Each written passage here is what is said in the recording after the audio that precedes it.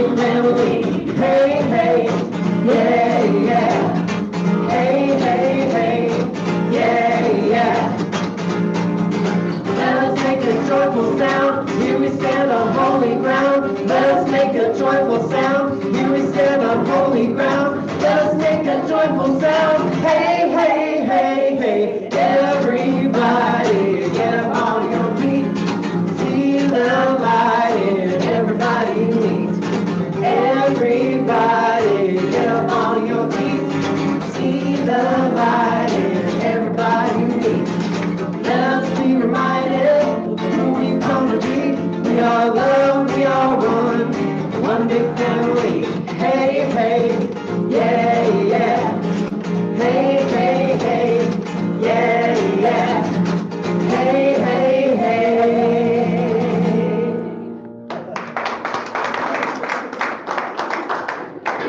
Thank you, beloved ones. Thank you. What you didn't know is that one of the qualifiers to going to ministerial school is that you're willing to stand up in front of everybody and look like a dork during a song. Did I forget to unmute myself? Yeah. I went to the restroom and I did not. Which is never good. Remember this thing that we do? We learned this a long time ago to harmonizing our hearts and our minds. So if you're comfortable, put your hand over your heart. Take 3 big deep breaths.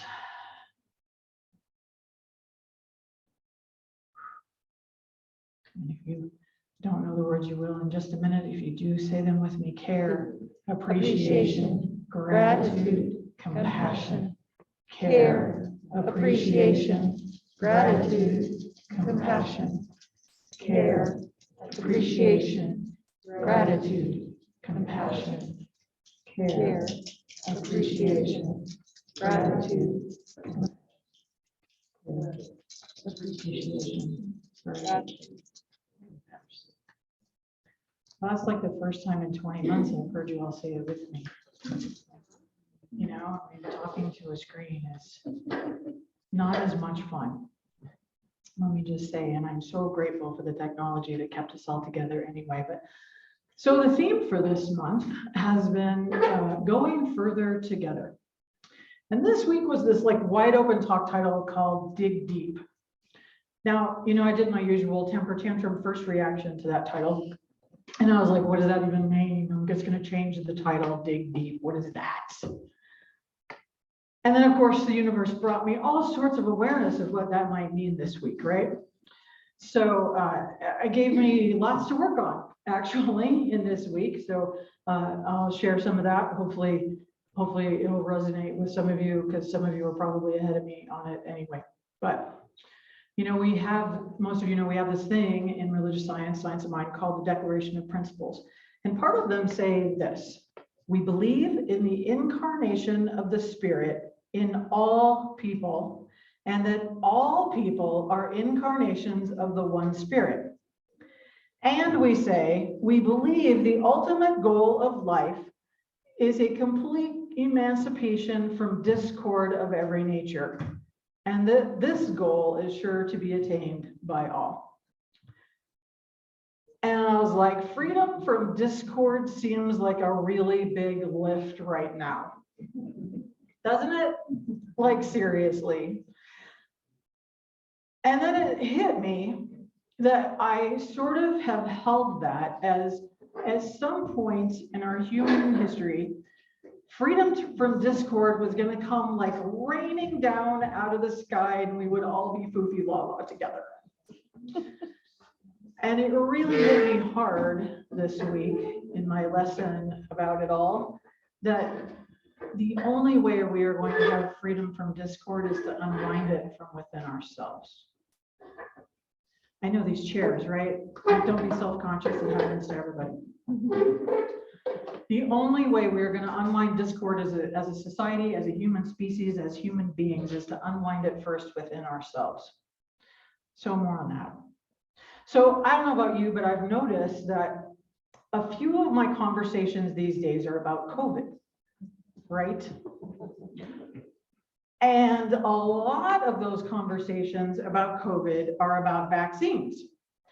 and people in hospitals and people with vaccines and people without vaccines. And I don't know about you, but my conversations have had some energy and some frustration and probably some anger and some frustration and some energy about people who are not vaccinated, because I know that I'm right about that. And I have been saying that I have compassion fatigue. And that starts a whole litany of all the things that I'm okay with happening to people who don't get vaccinated. That if people aren't vaccinated, I don't have anything left for them. And for a good bit, I felt really righteous about that. Anyone else? Come on, I'm not alone, right? I'm a little righteous about it. And in some ways, I might not be completely done with that. I'm still unraveling that. But I also have noticed that when I am saying it out loud, I feel a little shame within myself, and I feel a little lower than within myself. And like I'm letting some part of my spirit down in saying those words. And I realize that I have bought into this idea that we can run out of compassion the same way we run out of gas. And that's just not true, you know? And since I actually believe that compassion lives in the same energetic space as love, then actually in reality, I can't run out of it unless I tell myself I can run out of it. Now, I'm not going to deny the frustration. I actually believe that if everyone was working for the common good and got all this taken care of, that we would not be facing another mask mandate, that we would be moving forward in a much more rapid clip in terms of being able to return to some sense of what we call normal. And sometimes that gets to me. And when I join in conversation about it with other people that it gets to, boy, we can get all amped up, right? Yeah, there's a lot of agreement about this, especially like in this room. But to run out of compassion over the illness or the ignorance or the loss of people that people are experiencing, I can't let myself do that anymore. This is creating, I feel like it's creating a conflict within my deeper being that can only be resolved by finding the place of dig deeper compassion and love with myself, with all of it and with people, by connecting to the higher truth of love and really digging into my spiritual practice, you know, and the truth of our higher awareness. And because that's the only way the whole thing's going to shift. It's not going to shift because we try to force somebody to believe the same way we do. It's going to shift because we love everybody anyway. We believe in the incarnation of the Spirit in all people, and that all people are incarnations of the one Spirit. We believe that the ultimate goal of life is a complete emancipation from all discord. So emancipation takes us all pulling in the direction of our higher selves. Living in our higher selves means taking our focus off of behaviors and circumstances and keeping our awareness on a loving universe overflowing with abundance for all. And it's kind of that simple. Take the focus off the nonsense, put the focus on a loving, beautiful, spiritual universe that is overflowing with abundance for all. Which means digging deep for love and compassion and the higher spiritual ideal. And I think we're up for that. Don't you? We're kind of up for that. Now, I realize this work is not always for the faint of heart, especially now when the ideals seem so far apart. And then I read this thing this week. The poet David White, who I love, wrote this little bit. He titled it Maturity. He said, maturity is the ability to live fully and equally in multiple contexts. Most especially, the ability to courageously inhabit the past, the present, and the future all at once. The wisdom that comes from maturity is recognized through a disciplined refusal to choose between or isolate three powerful dynamics shaping human identity: what has already happened, what is happening now, and what is about to occur. And the thing that we know is that what is about to occur is created by what we're thinking and what we're really buying into and what we're believing in and what we're putting our energy and our time in. So are we putting our energy and our time into what is currently irritating, which creates, which brings that along with us, we're into something greater. And the question of the day, one of the questions of the day became, are we willing to stretch to the margins of our known capacity for compassion and love? Can we stretch to the margins and into the dragon space? The here there be dragons, we don't know what's out there space. And that doesn't happen by accident, it happens by intention, and it happens by choice and digging in. So I wanted to share a story that brought this home a little bit, not about me, it's about someone else, but I really love this blog that's written by a woman named Maria Popova. She had for 20 years, she's been writing in a thing called, she is called Brain Pickings. It's beautiful. She's amazing in her ability to merge literature and art and references to history into these beautiful writings every week. And this week, she sent out this special announcement that she was changing the name of her blog. And beautifully, she writes about how the name just didn't fit anymore, that she chose, it made her feel confined. She called it an ill-fitting corset, if you need a visual. It was a name that she'd chosen in her 20s. And like, what did we choose in our 20s that we, right, that we don't want to change? So, and she's grown since then. So she changed the name to Marginalia, which is going to be like one of my new favorite words.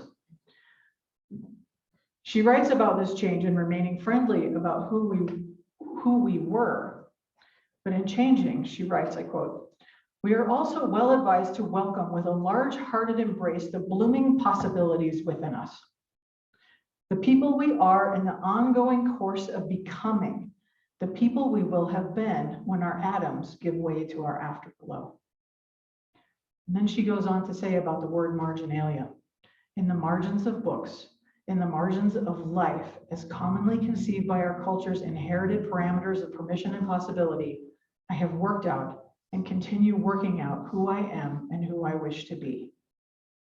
A private inquiry irradiated by the ultimate question, the great quickening of thought, feeling, and wonder that binds us all.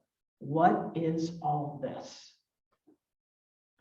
And I was like, man, if I could go back and like all the notes I've ever taken about books, and I don't write in the margins because I can't, but if I had written in the margins and not in notebooks, like I know you're all readers, like what wisdom is in the margins of your books and your notebooks and your pages? Marginalia, what if we lived in that? Maria's conclusion to this announcement brought this kind of entire conversation about compassion and fatigue that was sitting in my bones to the page on the page today. And the world I want to be digging in and creating is a world of love, compassion, shared responsibility, and common good. It's that simple. Love, compassion, shared responsibility, and common good. And to bring that about means believing in it so much that I have to act on it. And she concludes in this by writing this. This is always at bottom a discourse with oneself. It is always a discourse with oneself, me with myself and writing it, you with yourself and reading it. We bring to anything, a book, a love, the whole of what we are, projected onto every experience we have ever had and every unanswered question reverberating through the deepest chambers of our being.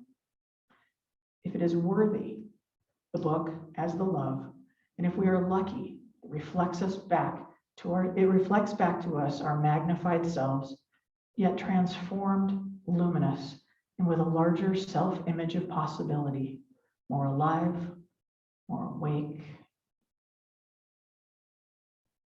more alive, more awake, better able to see how our temporal marginal lives shimmer with meaning, better able to see ourselves as the makers of it, whether we call it love or art. My discourse with myself, I want to be making more love, more compassion, more life-givingness. I thought someone would laugh at that. I'm just going to say. And I'm kind of trusting that you all want to dig into that too. I count on that with you all, that you all want to dig into it too, that you, and I want to say, may you see how your lives shimmer with meaning. And every day, may you look in the mirror and may you see how your lives shimmer with meaning. And may you see yourselves as the makers of that shimmering, whether you call it love or art. And know that in this community, you are absolutely loved, vaccinated or not. So our questions this week were supposed to be on the table, but I printed them and then failed to go get them off the printer. So the questions are in my lovely handwriting on the board. I think you can read it. And I want you to remind you, if you have a prayer request and you want to fill out that little form, I'll be around to pick them up. And if you want them included in our final prayer when we pray out today, and you can, I'll pick them up in the room, or you can send them to Amber and she will text them to me so that I can include all of those. And we have, wow, I did pretty good. 25 minutes. We have 25 minutes. Have a beautiful time. And some of you, oh, tables are pretty, Corey, you might want to move to a table with people. Life in this moment, as each and every one of us has joy, as compassion, as deep felt compassion and love. And then I know in that we are all absolutely connected with one another. That this bubble that we have created, this heart tribe that we have created called New Thought Northern Colorado, stands forth an energy that is so much greater than the sum of its parts. That there is a shield that goes up around these words right now, encompassing all of us together and all those who want to be embraced by words of truth and love and care and compassion. And so today we speak words of wholeness and healing. We know absolutely that this thing called dis-ease is lifted from the bodies, minds, and spirits of those who call it forth right here and right now. That wholeness and a sense of breath and a sense of the freedom of breathing itself lifts Jelaine in this day, lifts Doug's friend in this day, lifts everyone, and I mean everyone, who is impacted by COVID in this moment. Just lifts them.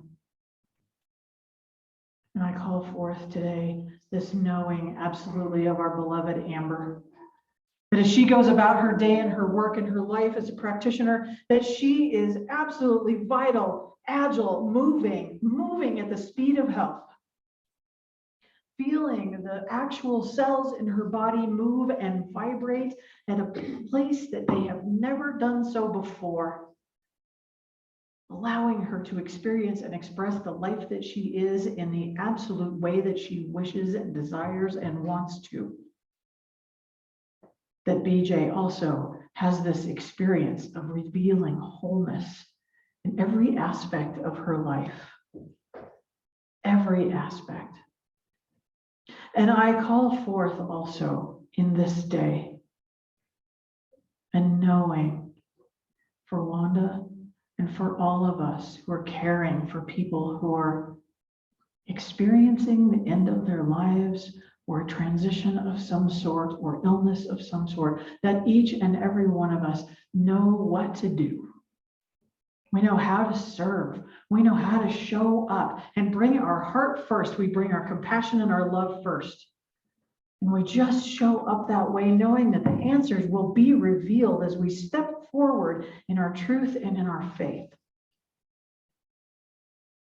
I know this day that the work of New Thought Northern Colorado is expansive and expresses the life and the love and the caring of every individual who contributes in any way to it. The voices, the music, the sound, the chairs, the food, I give thanks for the food that we are about to share, this meal, this time together as we create this village and heart tribe anew. That breaking bread together allows us a sacred moment with each other in each week. And what a beautiful thing and a beautiful idea. And so today I let this all just float out there, knowing that it is responded to before the words even left my mouth, that it is held in your heart and in your mind, and that whatever prayer was not spoken or handed in is also in the action of the mind of God. And today I leave space, and I ask you to join me in leaving space to be absolutely delighted and blown away by the response of this beautiful, abundant universe to our prayer, to our word, to our thought, and to our deed. I know that our lives are overflowing with abundance of good in every way. And I ask you to join me in that knowing, in setting that intentional expectational field by saying, and so it is.